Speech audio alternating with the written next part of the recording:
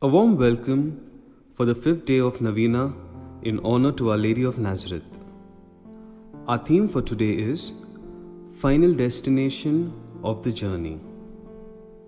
In any journey, we need to be mindful of the final destination.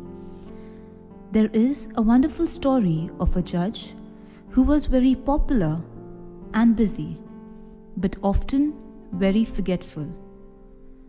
One day, he boarded the train all by himself, without his secretary. During the travel, he was engaged with his files and papers. Meanwhile, the ticket examiner entered his coach and noticed that the judge was confused. To avoid embarrassing the judge, the ticket examiner politely told him, "It is all right, sir. You can hand over your ticket at the end of the journey." In reply, the judge thanked him and said, "Sir, at the moment my anxiety is not the ticket, but my destination." Just like the judge, many of us are anxious of what awaits for us at the final destination of our lives. Therefore, a personal relationship with Jesus is required, because only He can guarantee our final destination with His death and resurrection. Jesus has provided us a ticket for our journey to heaven. But are we prepared to receive this ticket? Are we ready to follow the footsteps of our Lord? Kindly join us in singing the hymn To Follow the Lord and Find Freedom.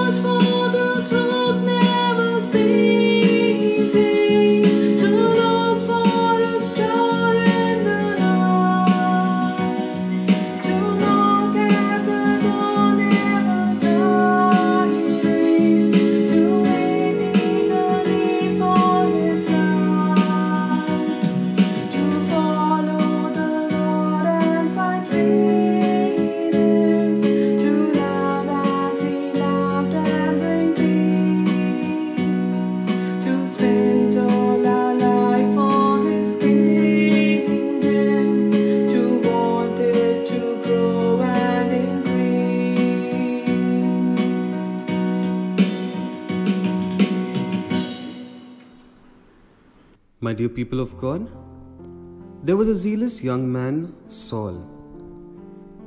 He was learned, religious, ambitious, fervent, and versatile. Once he was speeding on his horseback to Damascus, but he was going in the wrong direction. On his way, a light surrounded him, blinding him. But in that light, he heard a voice, "Saul, Saul, why are you persecuting me?" Instantly, this voice of Jesus changed his vision and direction of his journey in life. From then on, Saul became Paul, an ardent apostle of Christ. There are 3 types of vocation: married life, religious life, and single life.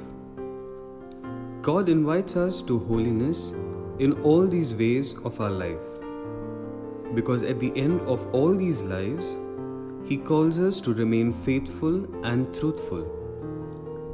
Sometimes it is difficult to understand God's call as we wait for the angel to appear to us, but God sends our family, relatives, friends, and community who may prompt us to understand God's call.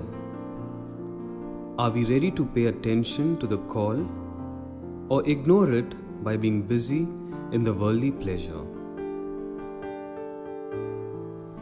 A reading from the letter of St. Paul to the Corinthians. Do you not know that in a race the runners all compete, but only one receives the prize? Run in such a way that you may win it.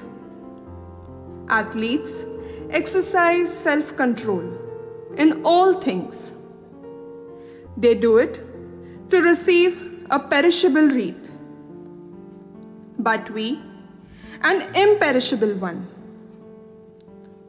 So I do not run aimlessly, nor do I box as though beating the air. The word of the Lord. Thanks be to God. Paul compares our life in the world to a running contest. Have you not learned anything from a race in a stadium? Many run, but only one gets the prize. Run then in such a way as to win the prize. He also speaks about the direction. I do not run aimlessly. Thus, he reminds us that our citizenship is in heaven, from where we await the coming of our Savior, Jesus Christ the Lord. What does it mean? It means we are in this world, but we are not of this world. The final destination of our life's finish line is union with God. Meanwhile, during our journey of life, we may face problems and difficulties, but God is with us all the time. We can always hold His strong hand. In Isaiah chapter 41 verse 13, we read, "For I, the Lord your God, take hold of your right hand. It is I who say to you, fear not, I will help you." Sometimes in our journey, we may face mountains so steep, desert so long, and valleys so deep. The journey may be gentle or rough. In all circumstances, God assures us that He will walk with us and will hold our hand, especially during the scary parts. Let us offer 3 Hail Marys to Mary, our dear Mother, and ask her to intercede to her Son Jesus for all those who have heard the call from God. Today we specially pray and lift up Father Barthol and his team. We also pray for Sister Meena from the Holy Cross and her community, Father Jerry, who is a priest of this particular parish, and Brother Savio and Sister Larissa and Clarissa, who have joined to the religious life. Hail Mary, full of grace, the Lord is with you. Blessed are you amongst women, and blessed is the fruit of thy womb, Jesus. Holy Mary, Mother of God, pray for us sinners, now and at the hour of our death. Amen. Hail Mary, full of grace, the Lord is with you. Blessed are you amongst women, and blessed is the fruit of thy womb, Jesus. Holy Mary, Mother of God, pray for us sinners, now and at the hour of our death. Amen. Hail Mary, full of grace, the Lord is with you. Blessed are you amongst women, and blessed is the fruit of thy womb, Jesus. Holy Mary, Mother of God, pray for us sinners, now and at the hour of our death. Amen. Now in our prayer together, God, you are good and merciful. Put in our hearts confidence in the intercession of Mary, whom we invoke under the title of Our Lady of Nazareth. Nazareth was too small to be the hometown of a great personality. Yet in your providence, O God, your carnate Son Jesus lived and worked for 33 years at Nazareth. Nazareth means to watch and guard, as your Son Jesus is guarded from harm and death intended by his enemies at Nazareth. It was in the synagogue at Nazareth where Jesus went for weekly public worship and taught Holy Scripture to his villagers. Lord Jesus, remembering all that happened to you in the company of your mother at Nazareth, we come to her with filial love and affection. The Word of God says, "Many are called, but few are chosen." Let us pray in a very special way for all the young boys and girls who are discerning for the vocation of priesthood and religious life.